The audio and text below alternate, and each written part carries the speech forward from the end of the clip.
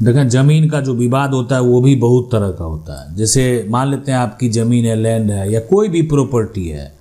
अब लैंड, यहाँ पर एक टॉपिक और आपको देखने को मिलेगा, लैंड एक्विजिशन, यानी जमीन विवाद में कौन सा कानून, किस कानून के तहत आप मुकदमा करते हैं। बहुत सारे लोग हैं जिनका जो जमीन का विवाद है ना, वो जमीन का विवाद है कि उनकी जमीन पर किसी ने कब्जा कर लिया है। बहुत सारे ऐसे लोग हैं कि जिनका जमीन का कब्जा का विवाद नहीं है, यानी हिस्सेदारी का विवाद है। तो अलग अलग तरह का जो है विवाद आपको देखने को मिलेगा। बहुत सारे लोग ऐसे हैं कि ये जमीन का जो है म्यूटेशन का विवाद है, यानी उनका म्यूटेशन कोई और करा लिया, ना कब्जा है, जमीन का म्यूटेशन। बहुत सारा है कि उनका हिस्सा बेच लिया है। ये इसमें आप कह सकते हैं ये हिस्सेदारी के विवाद में भी आएगा, लेकिन हिस्सा जो है क्या किया है, बेच यहाँ पर दिया है। अब यहाँ पर बहुत सारे लोगों का ये भी समस्या है कि जमीन का इनको जो है ना मुआवजा नहीं मिला है। तो इसका मतलब मुआवजा कब मिलता है, जमीन अगर कोई ले ले, ठीक है, जमीन अगर कोई ले ले और उसका मुआवजा नहीं मिले, तो यानी जमीन हो गया या कोई भी संपत्ति है या लैंड जो है यहाँ पर एक्विजिशन है, तो ये यानी लैंड एक्विजिशन का मतलब यही होता है, यह भूमि अधिग्रहण, यानी भूमि अधिग्रहण। अब है कि ये सभी मामले में आप चले जाते हैं कोर्ट, आपकी जमीन है, कब्जा का विवाद, हिस्सेदारी का विवाद, म्यूटेशन का विवाद हो गया, हिस्सा बेच लिया है, या आपका जो है जमीन का, बहुत सारे ऐसे लोग हैं ना जिनका कागजात में गड़बड़ी है। वैसा कागजात में गड़बड़ी हो गया है कि कोर्ट जाना पड़ेगा, कागजात में यहाँ पर जो है ना गड़बड़ी। तो अब यहाँ पर देखें, खतियान जो है, खतियान में त्रुटि, ये हो गया, खाता केसरा जो है वो गलत अंकित होना, गलत चढ़ जाना, ठीक है, खतियान में यहाँ पर गलती। अब ये सभी जो समस्या है, इस समस्या का हल निकालना है। कैसे निकलेगा, क्या प्रक्रिया है, जमीन विवाद में कौन सा मुकदमा किस कानून के तहत करना होता है, ये जानना समझना आपके लिए बेहद जरूरी है कि आखिर अगर किसी भी प्रकार का समस्या होगा ना, कौन सा केस करेंगे, कहाँ जाएंगे। आज देख रहे हैं यहाँ पर जो है जज साहब जो है एक तरह से आपकी समस्या को सुन रहे हैं। आप अपना समस्या को लेकर जज साहब के पास गए ताकि आपका समस्या आपसे हल नहीं होने वाला। आप भाग तौड़ करके देख लिए, आपका जमीन पर से कब्जा खाली नहीं करने वाला, आपका हिस्सा आपके हिस्सेदार नहीं देने वाले, ठीक है। कागजात में गड़बड़ी है, उसका सुधार करना है, खतियान में गलती है, उसका सुधार करना है। अब ये जो है ना, ये बात आप देख लें, समझ लें, तब इस समस्या के निदान के लिए तो कोर्ट जाना पड़ेगा। नहीं जाएंगे तो फिर नहीं मिलेगा, जमीन से हाथ धोना पड़ेगा। कोई कब्जा कर लिया, छोड़ देंगे तो जमीन तो आपका जीवन भर वही उपयोग करता रह गया, आपको क्या मिला। हिस्सेदारी जो है आप नहीं अगर हासिल करेंगे तो हिस्सेदार जो है आपकी जमीन को हड़प लेगा। गलत म्यूटेशन करा लिया है तो गलत म्यूटेशन करा कर आपकी जमीन को जो है बेच सकता है, फर्जीवाड़ा कर सकता है, आपका हिस्सा बेच दिया। तो जमीन का देखें, जमीन अधिग्रहण हो गया, सरकार जो है एक तरह से आपकी जमीन पर रोड बना दिया गया या कोई भवन जो है वो बना दिया गया। आप जो है अगर यहाँ पर भवन बना दिया गया, रोड बना दिया गया, ऐसे सिचुएशन में आपको क्या चाहिए, सरकार से मुआवजा चाहिए। अब ये आखिरकार जो मुआवजा है यहाँ पर, ये आपको कैसे मिलेगा। अब बहुत सारे ऐसे लोग मिलेंगे जिनका मान लेते हैं खतियान में गलती है, अब खतियान सुधारना है, कागजात में गड़बड़ी है, कागजात में सुधार करवाना, ये सभी समस्याएं हैं। और इस समस्या का हल जो है अगर कोर्ट केस से निकलेगा तो जमीन विवाद जो है, जमीन का समस्या जो है, जमीन में गड़बड़ी जो है, तो कौन सा मुकदमा किस कानून के तहत जो है करना है, कैसे करना है, पूरा प्रोसेस समझना आपके लिए बेहद जरूरी है। अब यहाँ पर देखें, ये सब जो केस है ना, यानी लैंड एक्विजिशन केस हो गया, लैंड रेफरेंस हो गया, लैंड रेफरेंस अवार्ड हो गया, उसके बाद पार्टीशन सूट हो गया, और यहाँ पर डिक्लेरेटिव जो है सूट हो गया, इंजंक्शन हो गया, रिसीवर हो गया, तो ये इविक्शन सूट हो गया। ये सारा जो है ना, जो आप देख रहे हैं, इंटरप्लेडर सूट हो गया, फाइनल डिग्री हो गया, एग्जीक्यूशन केस हो गया, ये सारा जो केस है, यानी एक तरह से आप जमीन संपत्ति का विवाद है, प्रॉपर्टी का विवाद है, यानी आपका जमीन प्रॉपर्टी को लेकर ये सब केस जो है ना कोर्ट में जाता है। आखिर ये सारा जो केस है आखिर क्या कहता है, क्या बताता है। देखें, सबसे पहला जो है वो है लैंड एक्विजिशन केस, भूमि अधिग्रहण का ये मामला है। जब सरकार किसी व्यक्ति की निजी जमीन को सार्वजनिक उद्देश्य जैसे सड़क, आज देख रहे हैं ना बहुत सारा जो NH बनाया जाता है यहाँ पर या SH बनाया जाता है, कुछ भी, या ग्रामीण सड़क निर्माण ही क्यों नहीं हो, यानी सरकार के पास अगर सरकारी जमीन नहीं है, यानी सरकारी जमीन मौजूद नहीं है और उधर अब सड़क बनाना है, तो आप अपना क्या करते हैं, निजी जमीन देते हैं। आप अपने मन से निजी जमीन नहीं देंगे तो सरकार को अब NH बनाना है, सरकार का योजना है, तो सरकार आपका भूमि को अधिग्रहण करेगी। मतलब जैसे सड़क हो गया, रेलवे, बांध, सरकारी परियोजना आदि के लिए कानून के अनुसार अधिग्रहित करती है, तो उसे यहाँ पर लैंड एक्विजिशन जो है वो कहते हैं। वर्तमान में प्रमुख केंद्रीय कानून है राइट टू फेयर यहाँ पर जो है, और ये कहने का मतलब ये हो गया ना कि राइट टू फेयर जो है यहाँ पर वो किसके लिए, और यहाँ पर है जो है कंपनसेशन ट्रांसपेरेंसी इन लैंड जो है यहाँ पर। तो देखिए भूमि अधिग्रहण जो कानून है, लैंड एक्विजिशन जो है यानी भूमि अधिग्रहण जो कानून है, ये कानून भूमि अधिग्रहण, मुआवजा, पुनर्वास, स्थापन से संबंधित व्यवस्था करता है। विवाद किन किन बातों पर हो सकता है, तो जमीन का क्षेत्रफल अगर गलत मापा गया, जमीन का मालिक जो है गलत व्यक्ति को माना गया, जैसे जमीन का जो मुआवजा देने वाली बात है किसी दूसरे को मिल रहा है, जमीन की खरीद बिक्री हो चुकी है, केवाला किसी और के पास है और म्यूटेशन वो नहीं करा पाया था, इसीलिए जमीन जिसके नाम से क्या है, खतियान दर्ज है, सरकार जो है उसी को मुआवजा देने जा रही है, तो मुआवजा कम तय निर्धारण हुआ है, ये भी एक विवाद का कारण बनता है। मतलब आपको जैसे जमीन जो है आज वर्तमान में अगर मान लेते हैं आपका जो है कह सकते हैं 1 एकड़ का कीमत जो है ना, 1 एकड़ जो जमीन है, 1 एकड़ का मान लेते हैं कीमत वहां पर वर्तमान में जो है वो 80 लाख रुपया आप बेच रहे हैं, 80 लाख रुपए में 1 एकड़ आप जमीन को बेच रहे हैं, मान लेते हैं एग्रीकल्चर लैंड है, 1 एकड़ जमीन की कीमत 80 लाख रुपया है, लेकिन अब मुआवजा जो है कम निर्धारण हुआ है, तो मुआवजा किसे मिलेगा और इस पर विवाद, ये सारा कुछ देखना है, समझना बेहद जरूरी है। कई हिस्सेदारों में यहाँ पर कंपनसेशन का बंटवारा जो है वो विवादित है, तो अभी यहाँ पर मान लेते बहुत सारे हिस्सेदार हैं, इसमें सबको तो मिलना है। अगर मान लेते भूमि को अधिग्रहण किया जाएगा तो वो एक हिस्सेदार तो पैसा नहीं लेगा, सबके खाते में पैसा जाएगा सरकार के द्वारा, ठीक है। तो ये एक तरह से यहाँ पर इसको लेकर अगर विवाद उत्पन्न होता है तो आप कोर्ट जा सकते हैं, कोर्ट केस यानी जमीन विवाद में भूमि अधिग्रहण का मामला है, उसको लेकर भी लोग कोर्ट जाते हैं। और यहाँ पर जो है अब यहाँ पर जो है रिहेबिलिटेशन और यहाँ पर रीसेटलमेंट का लाभ अगर नहीं मिला, देखें कानून है LARR एक्ट 2013 भूमि अधिग्रहण कानून है, यानी लैंड एक्विजिशन हो गया और यहाँ पर रिहेबिलिटेशन और रीसेटलमेंट, ठीक है। अब ये जो 2013 का कानून है ना, ये इसी सब को लेकर है। मुआवजा नहीं मिला, मुआवजा कम मिला, कितना मिलना था।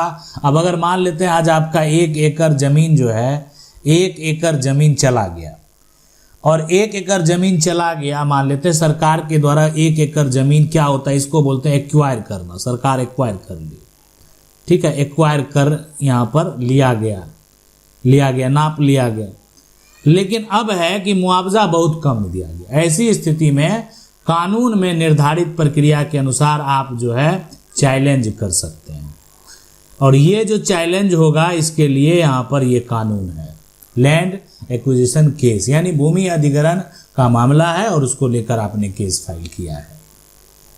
अब यहाँ पर है लैंड रेफरेंसेस, यानी भूमि अर्जन यानी रेफरेंसेस, यानी लैंड रेफरेंसेस का अर्थ समानतः भूमि अधिग्रहण के अवार्ड से जो है असहमति होने पर मामले को निर्धारित जो है पदाधिकारी जो है अथॉरिटी के सामने रेफरेंस के रूप में ले जाना।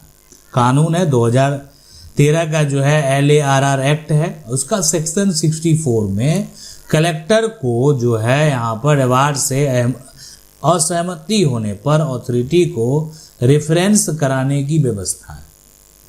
यानी आपत्ति जमीन के जो मेजरमेंट हो गया, कंपनसेशन हो गया, ठीक है। तो ये पाने वाले व्यक्ति जो हो गया, उसमें क्या है कि कंपनसेशन मान लेते हैं, अगर किसी को क्या होता है कि जो भी मुआवजा मिला वो कम मिला, ठीक है, या अब यहाँ पर कंपनसेशन के अपोर्शन, यहाँ पर जो है ना अपोर्शनमेंट जो है से संबंधित हो सकती है। मतलब क्या होता है पता है, अपोर्शनमेंट का मतलब ये होता है कि कोई बड़ा राशि है उसको मतलब अलग अलग हिस्सों में जो है डिवाइड करना, मतलब अलग अलग हिस्सों के रूप में बांटना, और या कह सकते हैं उसको यहाँ पर विभाजित करना, विभाजित जो है करना।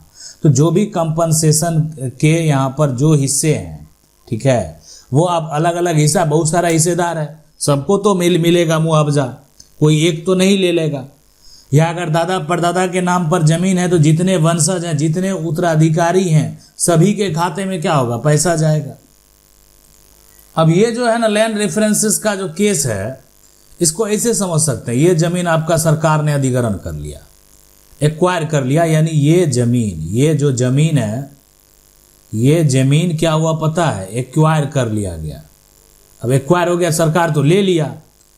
अब यहाँ पर सरकार ले लिया तो कलेक्टर है, कलेक्टर को ही पावर है, तो कलेक्टर ने कहा कि ठीक है आपका ज़मीन तो हम ले लिए हैं, आपका ज़मीन यहाँ पर 1 एकड़ है, हम उसका देंगे कितना 20 लाख, और आप ज़मीन को बेच रहे थे कितने में, 80 लाख में। तो आप कहेंगे कि इसका जो मार्केट वैल्यू है, इसका मार्केट जो वैल्यू है, यहाँ पर मार्केट वैल्यू ये कितना 80 लाख है। अब 4 गुना आप यहाँ पर आपका मार्केट वैल्यू है और कम में आपका जा रहा है। ये कानून में निर्धारित समय और प्रक्रिया के अनुसार जो है एक तरह से अवार्ड के विरुद्ध रेफरेंस कराया जा सकता है, और ये एक तरह से जो है यानी आप अपना दावा जो है कोर्ट में जाकर पेश कर सकते हैं। अब तीसरा वही है लैंड रेफरेंस जो है अवार्ड की एग्जीक्यूशन, यानी अब एब्रिविएशन जो विशेष रूप से कुछ न्यायालयों में जो है लैंड यहाँ पर रेफरेंस अवार्ड की एग्जीक्यूशन के लिए इस्तेमाल होती है। अब देखें सबसे पहले कि अब यहाँ पर है कि फैसला मिल गया, मतलब यही हो गया, ठीक है, कि भूमि अधिग्रहण हो गया, आपको समस्या है, आपका कंपनसेशन आपको बढ़ाना है, लेकिन पेमेंट नहीं मिला। सबसे बड़ी बात है कि पैसा जो ठीक है आप 80 लाख का दावा किए थे, तो पेमेंट यहाँ पर नहीं मिला, पेमेंट कैसे मिलेगा, ठीक है। तो उसके बाद का ये प्रक्रिया है कि फैसला मिल गया, अब पैसा कैसे वसूल होगा, कि लैंड जो रेफरेंस यहाँ पर कोर्ट अथॉरिटी ने आदेश तो दे दिया, सरकारी जमीन जो है सरकार के द्वारा जमीन मालिक को मान लेते हैं 80 लाख रुपया देने का आदेश जो है सरकार के द्वारा दे दिया गया, लेकिन आदेश के बावजूद सरकार के संबंधित अथॉरिटी ने पैसा नहीं दिया।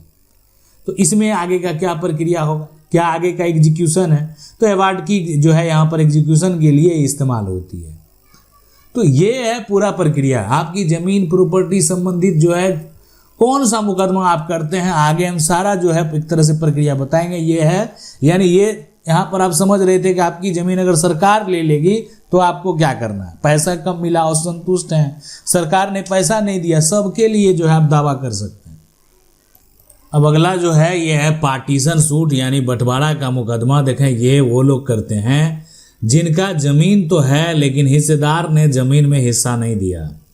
अब इसमें बहुत सारे हिस्सेदार हैं, दादा परदादा की संपत्ति है, ये भी एक केस है। जमीन विवाद जब होता है परिवार में हिस्सा देने से लोग मना कर देते हैं हिस्सेदार, तो पार्टीशन सूट यानी बंटवारा का मुकदमा किया जाता है। जब किसी जमीन मकान में कई सा हिस्सेदार हो और उसमें आपस में बंटवारा ना हो रहा हो तो पार्टीशन सूट दाखिल किया जा सकता है। पार्टीशन सूट में सामान्यतः क्या तय होता है, कौन कौन हिस्सेदार हैं, किसका कितना शेयर है और कौन सी प्रॉपर्टी पार्टीशन होगी, किसे कौन सा हिस्सा मिलेगा, वास्तविक जमीन का अलग अलग कब्जा कैसे दिया जाएगा। सीपीसी के ऑर्डर जो है यहाँ पर 20 रूल 18 में पार्टीशन डिग्री से संबंधित जो है वो व्यवस्था किया गया है। अब ये कहने का मतलब साफ साफ इसको ऐसे समझ सकते हैं कि जब हिस्सेदार मान लेते हैं आपको हिस्सा नहीं देगा, कहाँ जाएंगे। पहले तो बहुत लोग अपना परिवार में बताते हैं, जो बगल के लोग हैं हिस्सेदार जो हैं, चाचा हैं, दादा हैं कोई, तो उनको बुला कर लाते हैं कि देखिए मेरा हिस्सा ये नहीं दे रहा।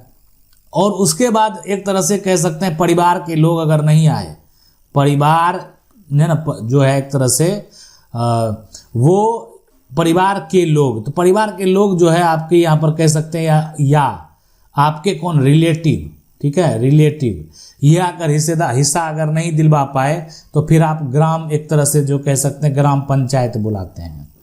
ग्राम पंचायत ग्रामीण क्षेत्र से जो है बिलोंग करते, ग्राम पंचायत बुलाकर भी सोचते हैं कि मेरा हिस्सा मुझे मिले, लेकिन नहीं मिला। अगर ऐसा वो तैयार ही नहीं हो रहा, बोला नहीं देंगे हम, तब हो गया कि सही तरीके से अगर आपको नहीं मिल रहा है तो एक ही विकल्प है, वो है पार्टीशन सूट। तो कौन कौन हिस्सेदार है और किसका कितना शेयर है, कौन सी प्रॉपर्टी पार्टीशन होगी, किसे कौन सा हिस्सा मिलेगा, वास्तविक जमीन का अलग अलग कब्जा कैसे दिया जाएगा, ये पूरा जो प्रक्रिया है ये समझना जानना बेहद जरूरी है।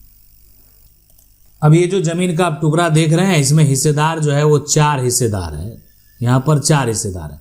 लेकिन ये है ना, एक ही हिस्सेदार कब्जा करके बैठा हुआ, दूसरा हिस्सेदार अपना अलग अलग करना चाहता है। तो उनके लिए एक विकल्प है कि आप जाइए, कहाँ जाएंगे, तो वो जाएंगे अपना उनका जो सिविल कोर्ट है, सिविल कोर्ट जाएंगे। जब इस सारा एक तरह से वो थक जाएंगे, सही तरीके से हिस्सा नहीं मिलेगा, तो सिविल कोर्ट में जाकर एक मुकदमा करना है, और ये मुकदमा है यहाँ पर बंटवारा का मुकदमा। अब ये जो यहाँ पर बंटवारा का मुकदमा है, यानी यही केस को क्या बोलते हैं, यहाँ पर बोलते हैं पार्टीशन, जो है ना, पार्टीशन यहाँ पर सूट, यही केस है, वही इसी को बोलते हैं पार्टीशन सूट। अगला जो है ये है डिक्लेरेटरी जो है सूट, यानी घोषणा का मुकदमा, ठीक है। जब कोई व्यक्ति कानूनी अधिकार या टाइटल जो है स्टेटस को कोई दूसरा व्यक्ति जो है नकार रहा हो, तो परिस्थितियों के अनुसार यहाँ पर जो है डिक्लेरेटरी सूट हम लोग जो है करते हैं। स्पेसिफिक रिलीफ एक्ट 1963 की जो सेक्शन 34 यहाँ पर डिक्लेरेशन ऑफ स्टेटस और राइट से संबंधित है। अब देखें, इसको ऐसे समझ सकते हैं, बड़ा आसान सा इसका एग्जाम्पल है, ठीक है। मान लेते हैं कि अगर आपके पास कोई ये ज़मीन, मान लेते हैं ये ज़मीन है, और इस ज़मीन की अगर बात करें तो इस ज़मीन का आपके पास, मान लेते हैं आपका नाम मोहन, तो मोहन के पास जो है इस ज़मीन का एक यहाँ पर सेल डीड है, सेल डीड है तो रजिस्टर्ड सेल डीड है। अब ये मोहन के पास सेल डीड है ज़मीन का, ये कह सकते हैं इनके पास, मोहन के पास ज़मीन का क्या है, केवाला है, मोहन के पास ज़मीन की रजिस्ट्री है। तो आप इस ज़मीन के, लेकिन आप इस ज़मीन के मालिक नहीं हैं, दूसरा व्यक्ति कहता है, आप नहीं कहते हैं। ये मोहन के पास तो है ही, लेकिन एक प्रमोद है, वो प्रमोद कह रहा है कि नहीं, आप इस ज़मीन के मालिक नहीं हैं। कोर्ट से डिक्लेरेशन की मांग करते हैं, यानी जो एक तरह से डिक्लेरेटिव जो है सूट है, डिक्लेरेटरी जो सूट है कि आप कह रहे हैं कि एक तरह से आपको कहा जा रहा है कि आप इस ज़मीन के मालिक नहीं, आप कोर्ट से जो है एक तरह से डिक्लेरेशन की मांग करते हैं कि वादी ही विवादित संपत्ति का वैध मालिक है, ठीक है। यानी जो इस पर दावा कर रहा है हमको बेदखल करने के मतलब मोहन कह रहा है कि नहीं, हम इस ज़मीन के ही वैलिड जो है मालिक है। तो ये डिक्लेरेशन में ये सिर्फ कह देना कि पर्याप्त नहीं है कि आपका पोजीशन है, आपका इंजेंशन है, आगे जो है रिलीफ भी चाहिए, ठीक है। तो सूट में ये मतलब पोजीशन कह देना हो गया कि आप, ये पर्याप्त नहीं है कि हम ज़मीन के मालिक हैं, इसके लिए ज़रूरी दस्तावेज जो है वो दिखाना बेहद ज़रूरी है, ठीक है। तो सेक्शन 34 जो है इसका प्रोविज़न है यहाँ पर, और ये जो है आपको अधिकार देता है। अब देखें, जो स्पेसिफिक रिलीफ एक्ट जो है 1963 उसका जो सेक्शन 34 है, तो यानी ये एक तरह से जो है न्यायालय को किसी कानूनी अधिकार या संपत्ति के जो डिक्लेरेटरी डिग्री का अधिकार देती है, कि मतलब जिसके पास दस्तावेज है, सही में दस्तावेज है, डॉक्यूमेंट है, सेल डीड है, कानूनी तौर पर वो संपत्ति का क्या होगा, मालिक होगा।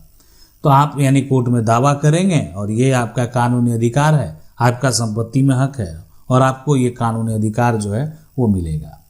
अगला जो है ये है इंजंक्शन, यानी इंजंक्शन का मतलब है कोर्ट का ऐसा आदेश जिसके द्वारा किसी व्यक्ति को यानी काम करने से रोका जाए, किसी आवश्यक काम करने का जो है निर्देश दिया जाए। स्पेसिफिक रिलीफ एक्ट जो है यहाँ पर, इसमें अगर देखा जाए सेक्शन 3642 में है ये व्यवस्था है। मतलब ये एक तरह से कह सकते हैं दो तरह का होता है, एक होता है टेम्पररी, यानी आपका जैसे ये होता है कि केस टेम्पररी कब हो गया कि केस चल रहा है उसमें कंडीशन लगा दिया गया। ये टेम्पररी हमेशा जो लगता है ना, यानी मुकदमे के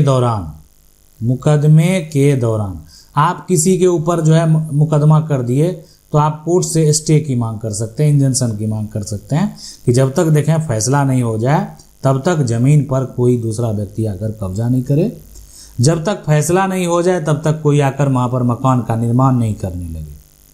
तो यानी एक टेम्पररी जो है मुकदमा इंजंक्शन की मांग जो है कोर्ट से किया जाता है। दूसरा एक तो हो गया परमानेंट।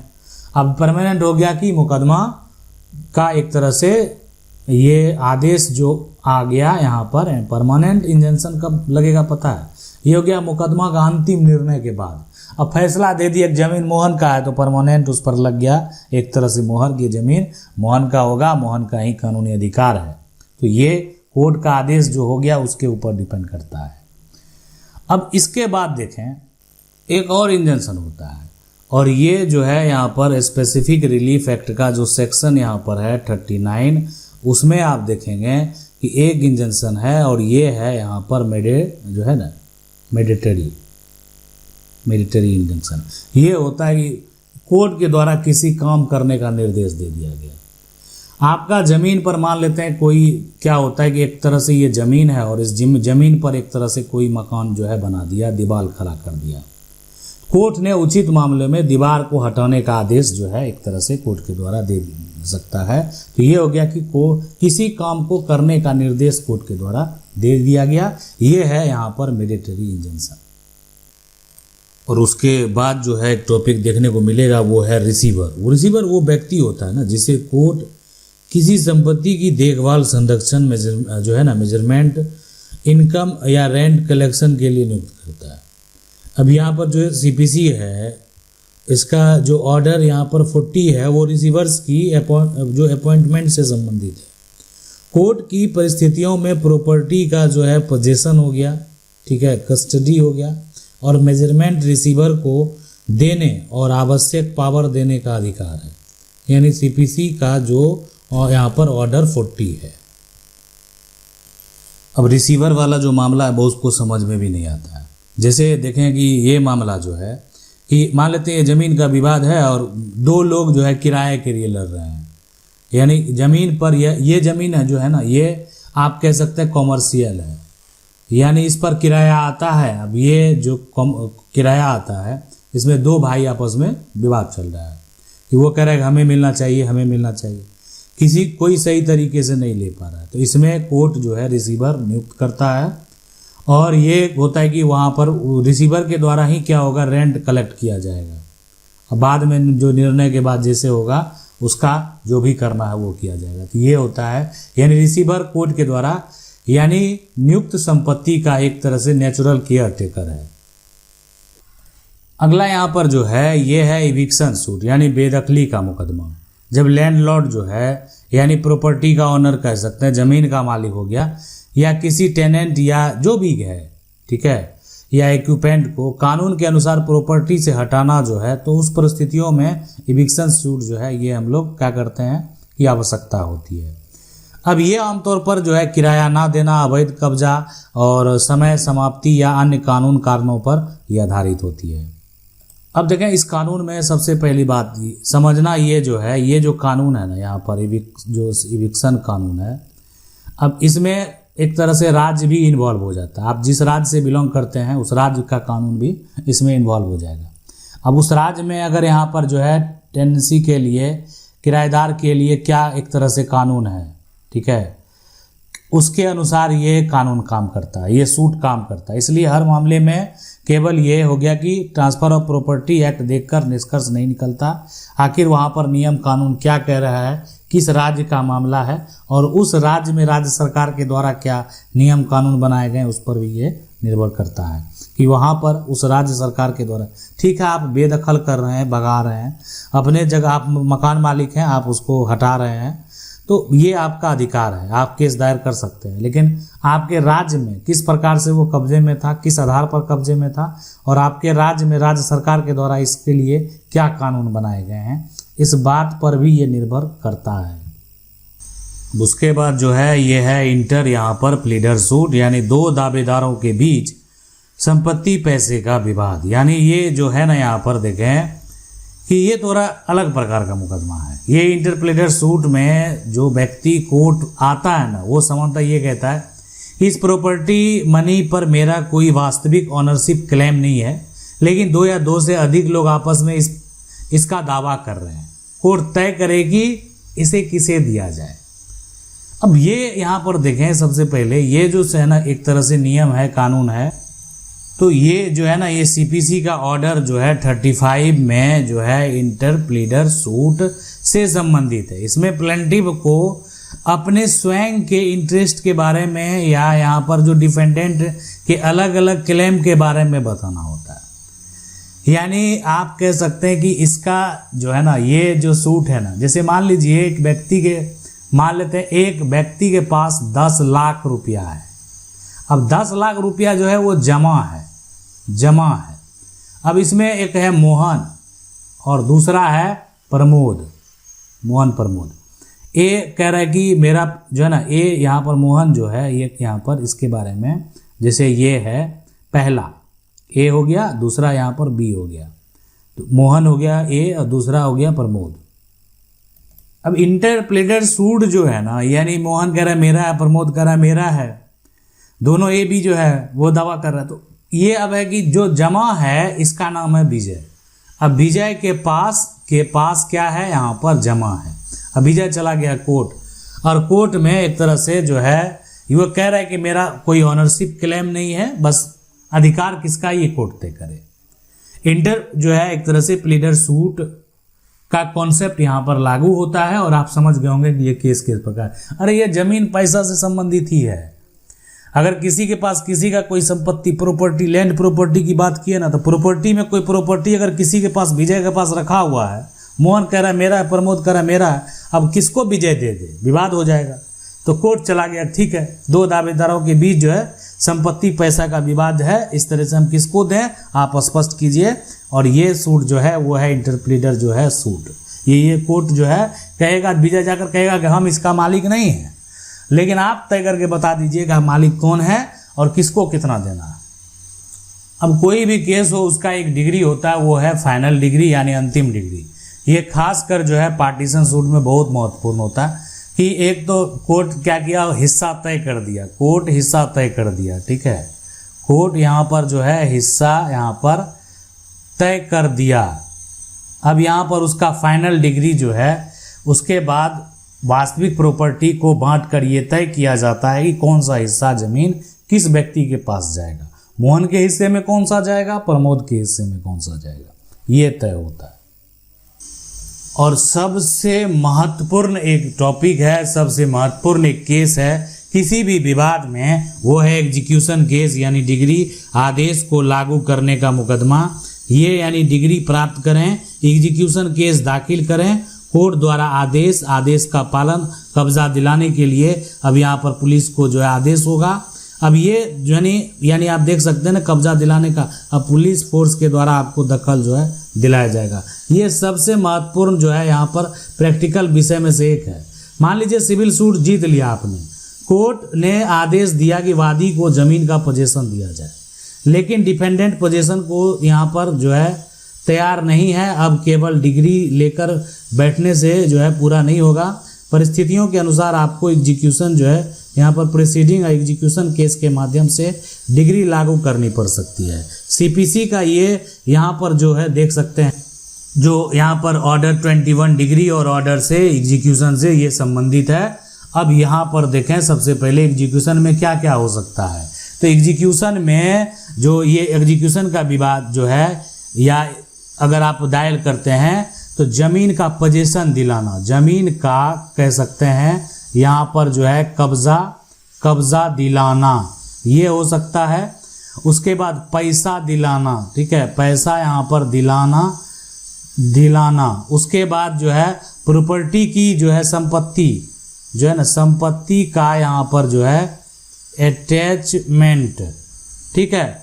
उसके बाद प्रॉपर्टी जो भी या कोई आदेश जो है स्टे दिलाना, आवश्यक होने पर कोर्ट की प्रक्रिया के माध्यम से, मान लेते हैं किसी प्रकार का अगर आप जो है मान लेते हैं कि 10 लाख जो है देने की बात हो रही थी लेकिन नहीं दे रहा है, तो एग्जीक्यूशन केस के माध्यम से वो 10 लाख रुपया जो है आपको दिलाया जाएगा। तो इस तरह का जो ये समस्या आप देख रहे हैं ना, ये यानी जमीन विवाद में कौन कौन सा मुकदमा किस कानून के तहत जो है करते हैं, ये पूरा प्रक्रिया आज हम आपको बता रहे थे। ठीक है, यानी मान लेते हैं किसी का विवाद है, संपत्ति का विवाद है, कब्जा का विवाद है, प्रॉपर्टी का विवाद है, लेकिन आदेश लागू हो गया, यानी कोर्ट में जो है कोर्ट ने जजमेंट दे दिया, लेकिन फिर भी नहीं मान रहा है, क्या करेंगे उसका? कोर्ट के आदेश का कोई पालन अगर नहीं करेगा, कोर्ट के आदेश का अवहेलना कर रहा है, तो अब तो उसके ऊपर कंटेम्प्ट ऑफ कोर्ट का भी केस फाइल किया जा सकता है। तो अगर आप जमीन पर वो कब्जा नहीं देने को तैयार है, तो पुलिस प्रशासन की मदद से आपको कब्जा चाहिए, तो एग्जीक्यूशन केस जो है आप यहाँ पर कोर्ट में करेंगे। तो ये है पूरा प्रक्रिया। आशा करते हैं वीडियो अच्छा लगा होगा। वीडियो को लाइक जरूर कर दें, चैनल को पहली बार देख रहे हैं सब्सक्राइब करके जो बेल आइकन है उसको जरूर दबा लें। मिलते हैं अगली वीडियो में, तब तक के लिए जय।